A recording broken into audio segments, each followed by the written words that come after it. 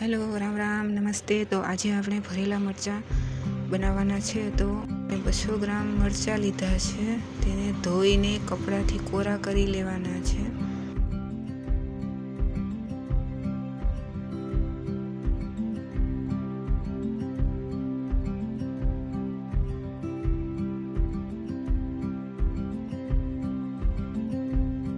મરચાં કોરા કરી લીધા છે. તો હવે આપણે એના ઉપરના ડંડલ કાઢી નાખીશું.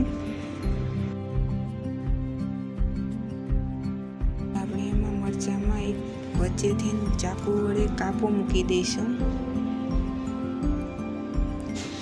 બધા જ મરચાંમાં આપણે કાપો મૂકી અને આપણે તૈયાર કરી લીધા છે. હવે આપણે મસાલો તૈયાર કરીશું. તો 3 ચમચી વરિયાળી પાવડર લેશું, અડધી ચમચી હળદર લેશું, 2 ચમચી ધાણા જીરાનો પાવડર લેશું, 2 ચમચી મરચું પાવડર લેશું, 1 ચમચી ગરમ મસાલો, 1 ચમચી આમચૂર પાવડર લેશું. હવે 1 ચમચી જીરું અને 1 ચમચી અજમો કે વઘાર માટે લેશું અને 4 ચમચી ચણાનો લોટ લેશું. હવે એક કઢાઈમાં આપણે 3 ચમચી તેલ લેશું. તેમાં આપણે જીરું અને અજમો નાખીશું. ગરમ થાય એટલે આપણે ચણાનો લોટ પણ નાખી દઈશું. અને આપણે ધીમા ગેસ ઉપર સરસ રીતે શેકી લઈશું. ચણાનો લોટ સરસ રીતે શેકાઈ જાય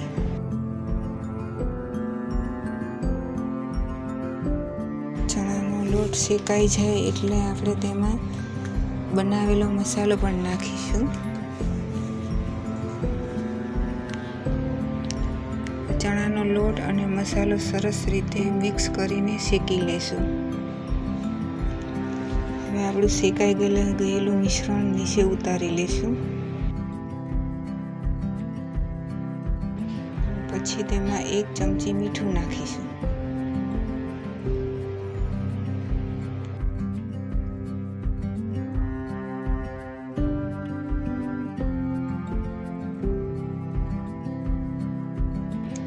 આપણે જે કાપા પાડીને રાખ્યા હતા તે મરચાં લેશું. તેમાં આપણે જે બનાવેલો મસાલો છે ચમચીને વડે અથવા તો હાથ વડે સરસ રીતે દબાવીને ભરી લેવાનો છે. બધા જ મરચાં ભરાઈ જાય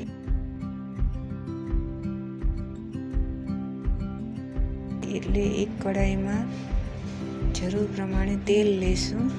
તેલ ગરમ થાય એટલે તેમાં મરચાં આપણે રાખીશું. ગેસ ધીમો જ રાખવાનો છે અને મરચાંને આપણે શેકી લઈશું. મરચાંને આપણે ધીમેથી ઉથલાવવાના છે અને શેકવાના છે, જેથી કે મસાલો આપણો નીકળી ન જાય.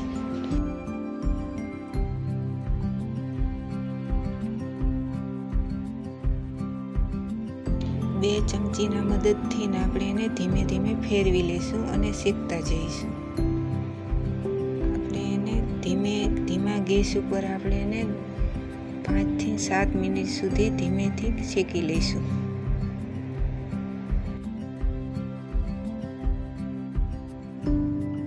હવે આપણે જે મસાલો વધ્યો હતો તે પણ આપણે એમાં નાખી દઈશું અને સરસ રીતે હલાવીને શેકી લઈશું. તૈયાર છે આપણા ભરેલા મરચાં. ઉતારી લઈશું ગેસ ઉપરથી અને સર્વ કરશું. આ મરચાં લાંબો ટાઈમ સુધી બગડતા નથી. 6 થી 7 દિવસ સુધી સારા રહે છે.